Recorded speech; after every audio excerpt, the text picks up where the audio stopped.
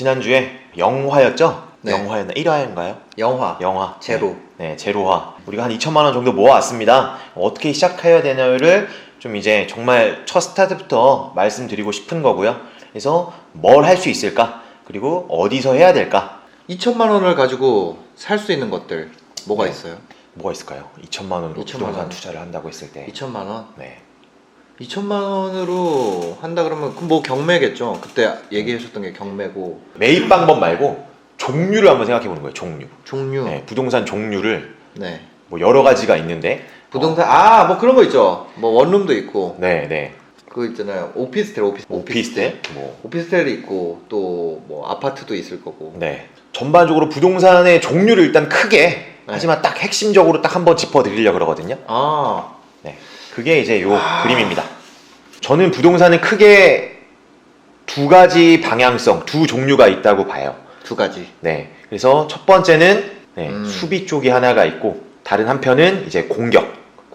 네. 결론부터 먼저 말씀 올리면 우리가 축구를 하는데 수비만 계속하면 재미도 없고 게임에서 못 이기겠죠. 네. 지지는 않을 수 있겠지만 그런 확률은 높겠지만 이길 확률이 되게 떨어질 것이고 반대로 전부 다 공격만 나가면 뭔가 골을 많이 넣을 수는 있지만 그만큼 또 큰 리스크가 뒤에 있잖아요. 그쵸. 네. 밸런스를 갖춰야 된다는 게 일단은 시작점의 결론입니다. 네. 그래서 이 수익형과 차익형의 조화를 좀 이뤄야 되고, 근데 저는 그 중에서도 일단 근본으로는 항상 좀 수익형, 이런 수비, 현금 흐름을 근본으로는 깔아 두셨으면 좋겠어요. 네. 왜냐면 부동산이라는 게 늘 상승자만 있는 것도 아니고 언제든 하락장이 올 수 있기 때문에 너무 또 공격형 위주로만 포트폴리오 구성을 하셨다가 나중에 큰 리스크에 노출될 수도 있으니까, 그러니까 이제 수비를 수익형이라고 하는 거예요. 공격은 차익형인 거고, 그쵸. 다달이 이제 월세, 현금 흐름, 뭐 캐시플로우를 만들겠다. 그게 이제 수익형입니다. 차익형은 매달 현금 흐름은 없는데 시세 차익. 그쵸. 뭐 1년, 2년 단위로 시세 차익을 보겠다. 그 안에서도 둘로 나눌 수 있어요. 네. 첫 번째는 이제 주거용입니다. 주거용. 그 다음 상업용. 그럼 뭐가 더 쉬울까요? 쉬운 거요? 네. 주거용이 더 쉬울 것 같은데. 그쵸. 실생활 하면서 써봤으니까. 보시니까. 그쵸. 네. 써봤으니까. 네. 네. 훨씬 더 익숙하겠죠. 그럼 이제 주거용을 먼저 보면 크게는 이제 네 가지가 있어요. 네 가지. 소형 아파트가 있고요. 아파트? 네. 그럼 이제 아파트인데 우리가 좀 더 그래도 교육용이니까 좀 더 디테일하게 짚어드리면 앞에 소형이 붙었잖아요. 소형. 그러니까 작은 거라는 거잖아요. 이거를 기준이 뭐냐고 하면 저는 5구제곱미터 이하라고 말씀을 드리고 싶습니다. 전용. 네. 전용 5구제곱 이하. 그래서 분양 평형으로는 보통 뭐 25평형 이럴까요? 그러니까 방 3개 작은 거. 우리 뭐 신혼부부들이나 이렇게 뭐 갓난애기 있는 집들이 선호하는 방 3개 작은 거 있죠. 화장실 하나만 있는 거. 그게 이제 5구. 8사는 이제 그거보다 좀 큰 거고. 그러니까 8사는 이제 중형 평수라고 보거든요. 그래서 이제 5구. 그 소형 아파트는 5구제곱미터 이하다. 그리고 그 다음은 이제 또 많이 우리가 볼 수 있는 빌라죠, 빌라. 네, 다세대 빌라. 그리고 그 다음은 오피스텔. 요즘 뭐 1인 가구나 이런 비율이 굉장히 높은데 그분들이 사는. 그리고 마지막은 이제 다가구. 네. 그러면 다세대 다가구 차이점을 알고 가셔야 되는데 다세대랑 다가구가 외형은 똑같아요. 그냥 빌라예요? 네, 둘 다 그냥 똑같이 구분하기 쉽지 않습니다. 그거는 이제 건축주 스타일이고 그걸로 이건 저렇게 생겼으니까 다세대네, 이렇게 생겼으니까 다가구네 라고 구분하기 힘들고요. 이제 그럼 어떻게 구분하냐 하는데 그건 이제 뭐 구분 등기라 그래요. 구분 소유권. 그러면 다세대는 뭐냐면 101호, 뭐 201호, 301호 있잖아요. 그 주인이 다 다릅니다. 다른 분이에요. 각 호수마다 주인이 다르다.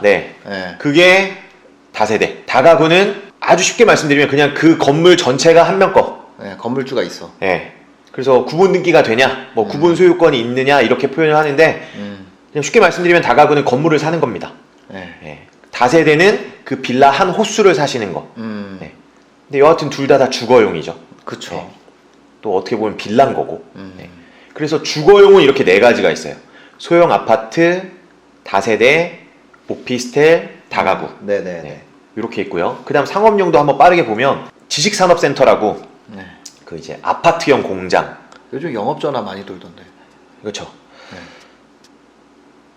하고 싶은 말이 많지만 그러니까 이제 사무실 같은 거죠. 네. 사무실이 막 모여 있는. 그리고 이제 구분 상가. 네, 구분 상가가 이제 상가입니다. 상가. 꼬마 빌딩. 꼬마 빌딩이 이제 조그마한 건물. 뭐 서울로 치면은 한 30억 내외 하는 네, 그런 건물. 로망인 거죠. 부루마블로 치면은 이쪽 라인에 있는 뭐 네. 뉴욕, 뭐 파리, 서울 그 있잖아요. 꼬마 빌딩을 한번 세우면은 참. 그죠. 모든 사람들이 민간인 기준에서는 거의 그거잖아요. 그죠. 네. 내 건물에서 내가 맨 위에 살면서 아, 좋겠다. 그죠. 그 위에 옥상에서 네. 이제 뭐 루프탑 만들어서 네. 파티도 하고 1층에 이제 뭐 편의점을 넣든 그 정도만 돼도 괜찮죠? 그죠. 그러면 이제 뭐 아, 훌륭하죠. 세상이 달라 보이죠. 어떠세요? 그 건물을 갖고 있으면 네. 그 앞에 쓰레기를 줍죠. 사람이 좀 도덕적으로 아, 길 가다 쓰레기 잘 안 줍잖아요 우리가. 네. 근데 쓰레기를 줍고 괜히 지나가는 분한테 이제 인사를 하고 사람이 예의 바라지죠. 아, 우리 건물주 아저씨는 저보고 쓰레기 그래요? 주우라고. 아 그래요? 아, 물론 진짜? 이제 그런 분들도 있지만 또 요렇게가 이제 수익형 네, 수비입니다. 수비. 수비. 네, 축구로 비유했을 때 이제 수비 네. 수비를 하는 다달이 현금 흐름을 만드는. 네. 그러니까 현금 흐름을 이게 갑자기 부자는 안 되죠. 우리가 예를 들어서 뭐 월세가 네. 이번 달에 들어오는 돈을 한 100만 원을 더 만들었어. 100만 원을 만들었다. 네. 네. 제가 이제 예전에 월세 100만 원 만들어주기 뭐 프로젝트 이런 걸 했었거든요. 네네. 근데 그게 들어온다고 갑자기 부유해지진 않지만 100만 원이 생긴다고. 네. 근데 갑자기 이제 이런 그러니까 부자 된 느낌 아니어도 좀 이게 여유로워짐을 느끼죠. 네. 확실히. 그건 또 일하지 않고도 들어오는 현금 흐름이고. 그래서 수익형이 이렇게 있고요. 네. 여기서 또 오해하시면 안 되는 게 수익형이라고 해서 월세를 받아서 부자가 되는 게 아니거든요. 모든 부동산은 진짜 돈은 차익으로 버시는 거예요. 월세를 받으면서 네. 차익으로 번다. 네. 월세를 받음으로써 매달 생활이 좀 윤택해지고 다닥다닥 이제 매월 들어오면 굳이 바로 팔아야지 이런 마음이 안 들잖아요. 그러면은 결국 시세 차익은 이제 중장기에서 나는데 계속해서 들고 갈 수 있는 기다림의 어떤 장치로서 월세를 쓰시는 거예요. 아, 수익형이니까 월세를 받으니까 안 올라도 돼. 그런 건 아닙니다. 수익형도 올라야 차익을 된다. 네. 생각해야 된다. 네. 물론 여기서 조금 테크닉적으로 들어갈 수 있어요. 어. 무슨 말이냐면 예를 들어 뭐 무피라고 하고 네, 뭐 네. 플러스 피라고 하고 네, 네. 제가 또 기회가 되면 보여드릴 수도 있는데 얘네들도 같이 올라줘야 됩니다. 올라줘야 된다. 네. 아무튼 그게 이제 네네. 이 수익형, 수비 네. 쪽이고요. 그 다음 이제 차익형. 차익형, 공격 쪽 네. 이제 좀 탁탁 치고 나가는 거죠. 첫 번째가 이제 갭 투자라고 해서 여기가 되게 자극적이다. 차익형이 딱 단어들만 봐도 원래 그렇죠. 뭐든지 신문에 많이 나오네. 네.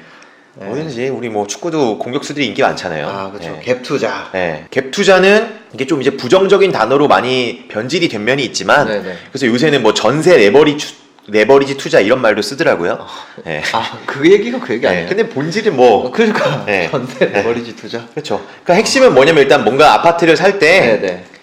우리나라에만 있는 독특한 제도가 있잖아요. 전세 제도. 네, 전세라는 제도가 있어서 그거를 끼고 산다는 거죠. 그럼 뭐 2억짜리 아파트를 살 때 내 돈 2억이 다 필요한 게 아니더라. 그 전세가 한 1억 8, 9천 하니까 1, 2천만 있으면 뭐 부대 비용도 포함되겠지만 1, 2천만 있으면 그걸 살 수 있더라. 근데 그 아파트가 2억에 샀는데 뭐 2억 5천, 3억 가더라.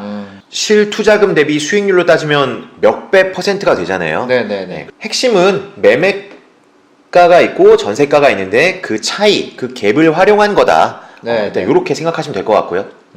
그다음 두 번째는 이제 분양권이죠. 분양권. 네. 분양권은 이제 새 아파트를 분양받을 수 있는 권리인데 이제 애초에 청약 통장을 가입을 해서 이렇게 몇 년을 부어가지고 가점이 생기면 그걸로 딱 당첨이 되는 정말 원조격인 분양권 투자가 있고요. 네. 아니면 그렇게 이미 당첨된 분의 분양권을 이제 프리미엄을 주고 피를 주고 산다 그러죠. 그쵸. 네. 그래서 뭐 피 얼마 이런 네. 문구들이 있는 게 다 요거거든요.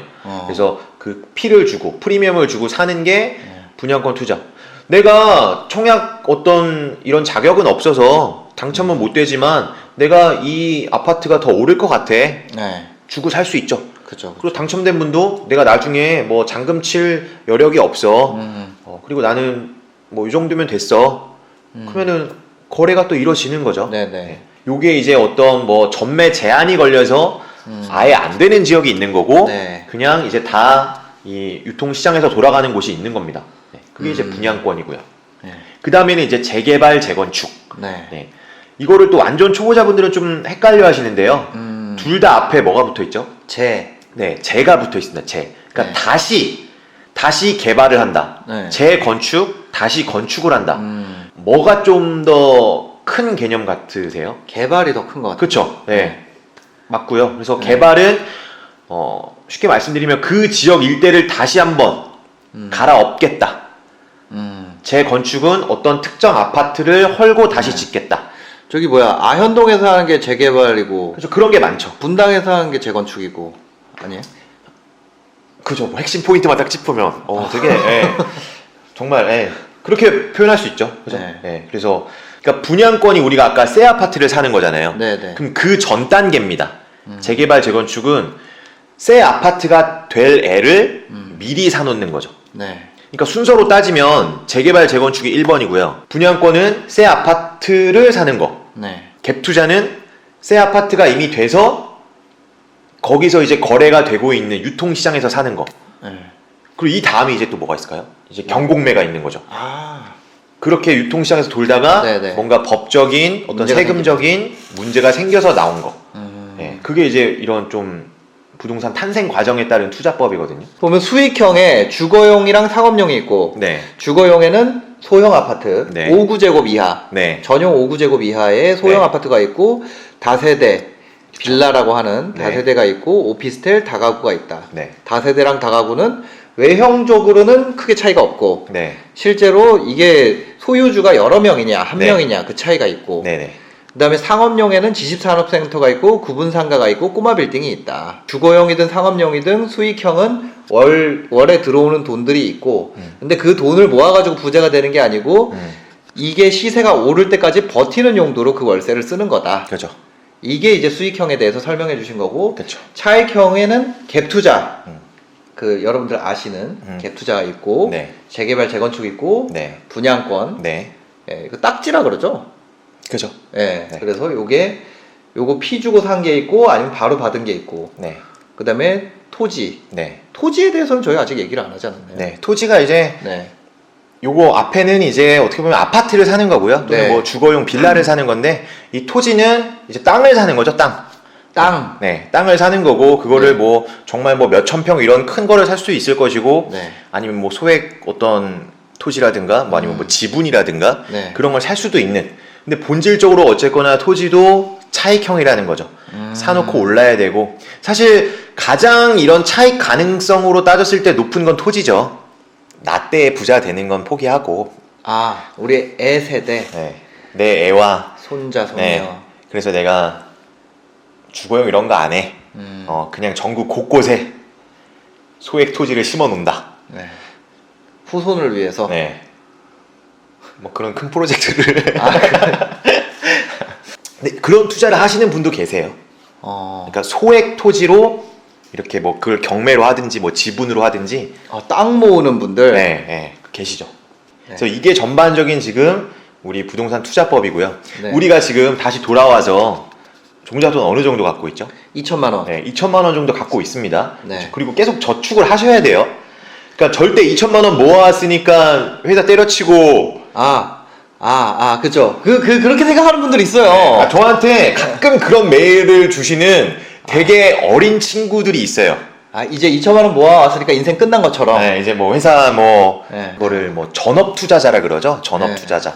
근데 그러면 그냥 다달이 생활비 이런 거를 생각 안 하신 거거든요. 네. 그리고 이게 투자라는 건 노동이랑 좀 달라서 간절하다고 부자가 되지 않거든요. 노동은 간절하면 예를 들어 우리 스마트 스토어 간절하면 더 뭔가를 막 하잖아요. 뭐 네. 마케팅적으로 막 더. 네. 근데 투자는 이게 좀 아이러니인데 여유로울수록 더 돈을 벌 가능성이 높아요. 그치. 저 좀 약간 좀 어감이 다르네요. 조급하면 안 된다. 네. 네. 굉장히 중요하죠. 근데 간절한 사람이 조급하기 쉽잖아요. 그죠. 간절하면서 여유로운 사람이 진짜 어려운 거죠. 그럼 진짜 쉽지 않죠. 네. 간절한데 정말 큰 그림을 그리고 네. 여유롭게. 네, 정말 쉽지 않죠. 한 수 한 수. 이세돌 정도. 네. 네. 뭔 소리. 알파고를 잡은 이세돌 정도 되면 그러니까 조급하지 않고 정말 이렇게 한 네. 수 한 수 하는 간절하지만 그게 정말 쉽지 않죠. 네. 그래서 여하튼 2천만 원 정도 모아온 상태에서 계속해서 일단 월급 저축은 하고 계셔야 되고요. 내가 어느 정도까지 올라서기 전까지는 계속해서 노동에서 일단 소득을 발생시키셔야 되고 네. 그럼 그 상태에서 우리가 2천만 원으로 시작한다고 하면 지난번에 사례를 보여드렸지만 2천만 원짜리를 사는 게 아니잖아요. 아 그죠. 그렇죠. 그럼 핵심이 뭐냐면 결국 부동산 투자라 함은 레버리지 활용이 본질이다. 네. 레버리지, 지렛대 활용이 본질인데 네. 그럼 그 지렛대가 두 종류가 있는 거예요. 네. 하나는 부동산 담보대출과 그곳에 이제 임차인이 그죠 들어올 때 내는 임대 보증금 네. 그 두 개를 레버리지로 쓰는 게 하나가 있고 네. 이쪽은 이제 우리나라에만 있는 전세라는 레버리지를 활용하는 그러니까 지금 우리 이 그림에서 다시 보면 네. 수익형은 담보대출과 월세보증금 레버리지 활용 능력을 키우셔야 되고요. 네. 네. 이 차익형은 전세 레버리지 활용하는 능력을 키우셔야 되세요. 아 네. 차익형 그러면 내가 저기 내 신용등급이랑 상관없네요. 엄밀히 말하면 큰 상관은 없는 거죠. 오히려 수익형은 좀 그런 게 있겠구나. 수익형은 내 신용이나 그런 네. 게 굉장히 중요한 거고. 아. 네. 왜냐면 이거는 담보 대출을 일으키는 부분이고 네. 차익형은 이제 임차인의 전세 보증금을 활용하는 거니까. 네. 결국은 뭐냐면 레버리지 활용이 부동산이라는 거예요. 네, 네. 부동산 투자라는 게. 근데 나는 뭔가 빚지는 게 두려워요. 아니면 나는 뭐 임차인의 보증금을 활용하는 거에 대해서 뭔가 미안함을 느낀다. 왜요? 그런 분이 있어요. 아 진짜요? 네, 내가 뭔가 이렇게 남의 돈을 활용하는 것 같은. 그럼 보증금을 받아서 어디다 놔둬야 되나요? 아니, 그게 아니라 네. 보증금 받아서 그냥 이렇게 넣어놔야 되나? 그게 그러니까 그 부동산 기사들 이런 거에 보면 악플이 달리는데 네. 그러면은 뭐 이제 남의 돈으로 한다 뭐 그런 것들이 써 있어요. 네. 근데 부동산 투자라는 게 남의 돈으로 하는 게 본질이거든요. 네. 레버리지, 은행 네. 돈과 임차인 월세 보증금 네. 아니면 임차인 전세 보증금. 그래서 내가 부동산 투자를 잘하고 싶어. 내가 어떤 임대사업, 부동산 임대업을 내 앞으로 큰 어떤 사업 포트폴리오로 가져갈 거야. 그러면 남의 돈 활용 능력을 키우셔야 되고 그런 거를 활용하는 거에 내가 굉장히 마인드적으로 트레이닝 돼 있어야 되고. 아, 그죠. 그냥 생각해도 삼성전자도 그쵸? 이재용 돈은 얼마 안 들어갔을 텐데. 그게 사실 자본주의 본질이죠. 네. 네. 그쵸. 현대자동차도 정몽구 돈은 네. 얼마 안 될 거예요. 네. 항상 외국계 자본이 막 거의 30% 네, 이상이지 맞아요. 않나? 네. 그러니까 원래 부자라는 게 부자가 된 사람들은 다 남의 돈을 잘 활용한 사람들이죠. 그리고 정말 이제 자본주의 끝판왕이 누구죠? 다들 기업가들이잖아요. 네. 그럼 기업가라는 게 결국 뭐냐면 남의 돈과 남의 시간과 네. 남의 노동력까지 잘 활용한 사람들이죠. 지금 신사임당인 채널 네. 유튜브 구독자분들은 이미 그런 쪽으로 마인드가 트레이닝은 아마 많이 되어 있으실 텐데 네. 자본주의에서 승자가 되려면 남의 무언가를 잘 활용할 줄 알아야 됩니다. 아, 그쵸. 네, 그게 레버리지죠, 레버리지. 네. 그치. 최고의 요리사가 최고의 소를 키우는 사람이 될 필요는 없잖아요. 그렇죠. 네. 네. 그냥 소 고기 가지고 남이 키우는 소 고기 가지고 맛있게 만들면 되는 거죠. 그죠. 네. 네. 그런 거 같네요. 생각해 보니까. 2천만 원이라고 해서 사실 소형 부동산이라고는 할 수 없어요. 예를 들어 내가 뭔가 10억짜리를 샀는데 네. 그거를 9억 8천을 레버리지를 일으켰다. 네. 그냥 이론상으로. 네. 그러면 그걸 2천만 원도 살 수 있는 거죠. 살 수 있죠. 네. 근데 이제 우리가 공부하는 분들이 초보자라고 했을 때 현실적으로 이제 막 첫 투자를 하려는 분들이 뭐 10억대 이런 걸 살 수 없잖아요. 못 사죠. 그쵸. 그래서 그러면 어떻게 해야 되나요? 하면 저는 기본적으로 금액대는 2억 미만이라고 보는 거예요. 매매가 기준으로는 2억 미만이고 네. 그 종류는 주거용이어야 된다고 보는 거고 그럼 그거를 월세 세팅을 할지 수익형으로 아니면 이렇게 전세 레버리지로 갭 투자 차익형을 할지는 선택 유무입니다. 2억짜리는 좀 자빠져도 뭐 어디서 땡기고 빌리고 대출을 하고 하면은 다 때울 수 있는데 네. 10억짜리 자빠지면 어쩔 거야. 그죠? 예. 네. 그거 맞는 것 같아요. 네. 예. 그럼 그렇게인 거고 그 물건 종을 보면 소형 아파트 우리 5구제곱 이하 다세대 오피스텔 정도. 네. 다가구도 가능할 수 있지만 현실적으로 이건 건물에 투자하는 거기 때문에 네. 이제 막 시작하는 초보자분들이 하기 쉽지 않죠. 음. 그다음 상업용 마찬가지로 이제 처음 시작하는 분이 갑자기 상가 투자 어렵네요. 네. 아, 여기서 선택해 볼 수 있는 게 몇 개 안 되는구나. 이미 금액에서부터. 네. 소형 아파트, 네. 다세대 오피스텔 네. 이 세 개 중에 하나로 시작을 하시게 될 거예요. 네. 그럼 여기서 뭘로 하고 싶으세요? 저는 소형 아파트가 많이 땡기죠. 그렇죠. 저는 그게 네. 거의 한 100% 다 그 답이 나올 거라고 생각합니다. 네. 네. 뭘로 시작하고 싶으세요? 하는데 뭐 빌라요 이런 네. 건 거의 없을 거라고 봐요. 네. 그러면 이제 여기서 우리가 그 다음 단계가 뭐냐면 이제 지역이 들어가 줘야 되는데 네. 서울 아파트가 소형이어도 비싸죠. 비싸죠. 경기도 인천도 마찬가지죠. 네. 물론 싼 것도 있겠지만 그럼 여기서 이제 내가 소형 아파트로 하고 싶어요 그러면 정말 우리는 지금 우리가 제목이 알뜬부잖아요. 네. 뜬구름을 잡으면 안 되니까 네, 네, 네. 뭐 2천만 원짜리 서울에 소형 아파트가 어디 있어? 없죠. 네. 그래서 내가 소형 아파트로 하고 싶어요. 2억 이하라고 하는 순간부터 이제 여기는 그냥 떨어져 나가는 서울은. 그렇죠. 네, 맞아요. 네. 그래서 나는 이거는 스스로한테 질문을 던지셔야 되세요. 저는 이 세 개 중에 뭐든 첫 건으로 하셔도 된다고 보는데 네.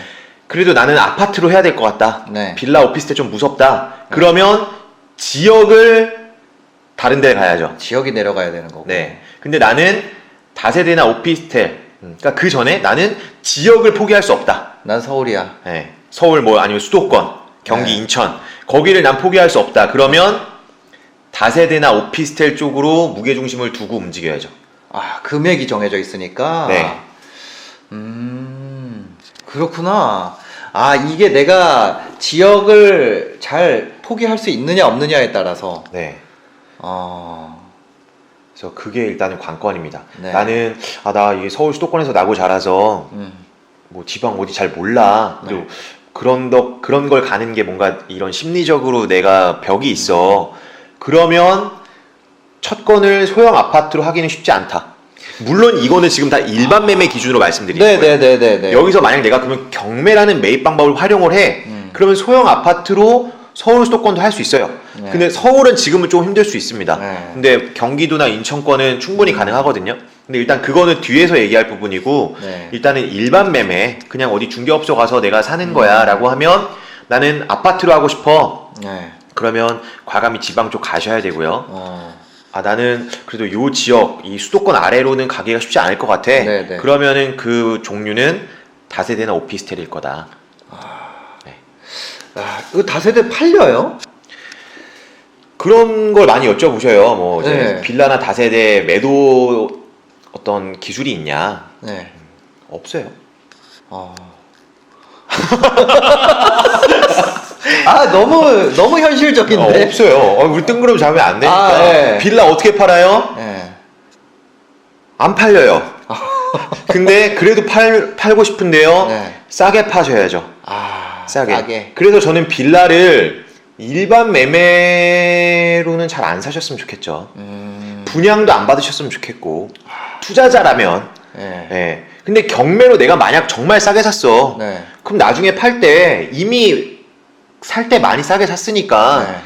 그동안 월세 받았잖아요. 그렇죠. 그러면은 거의 그거에 준하는 금액으로 낮춰놓으면 그러니까 주거용이라는 거는 싸면 팔리거든요. 상가는 싸다고 무조건 팔리지 않지만. 황금성이 떨어지면 수익률을 높여버리면 되는구나. 그죠. 네. 네. 그러니까 내가 뭐 예를 들어 수익률 50%대 내가 빌라를 진짜 싸게 샀어. 네. 그러면은 뭐 팔리죠. 그럼 내가 갖고 있어야죠. 수익률 50%인데 그죠. 두 번만 받으면 네. 원금. 그죠. 아, 근데 이제 네. 그냥 이 빌라가 오릴 거야. 여기 뭐가 뭐 뚫린대, 뭐가 연장된대 해서 그냥 그런 아파트 투자하듯이 이렇게 호재 보고 투자했다가는 네. 물릴 가능성이 상당히 높다. 와, 재밌다. 네, 재밌어요. 그래서 이 부동산이라는 게 우리가 그러니까 저도 이제 학교에서 이걸 이론으로 전공을 했지만 그렇게 배우면 사실 좀 재미가 없어요. 네. 그래서 정말 좀 뜬구름 안 잡게, 아. 예, 정말 이 게임 하듯이, 네. 예, 좀 하면은 그 싸게 산다라는 게 높은 수익률로 산다는 거잖아요.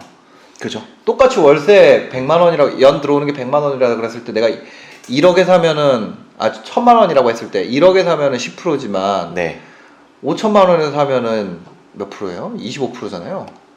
아니죠. 20%죠. 20%. 네, 네. 멍청아. 그러니까 4천만 원에 사면은 25%고. 네, 네.